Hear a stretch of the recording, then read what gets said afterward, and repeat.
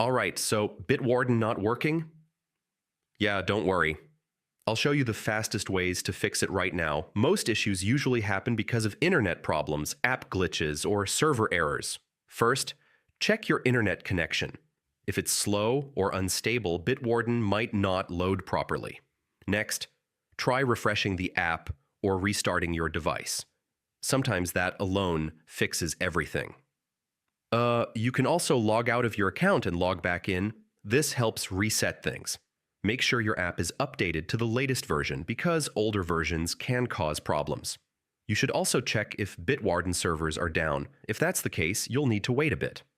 On mobile devices, try clearing the app cache to remove temporary bugs. If you're using a browser extension, disable and enable it again, or just reinstall it. If nothing works, reinstall the app completely. That usually fixes most issues. And always make sure your vault is backed up before doing any major fixes.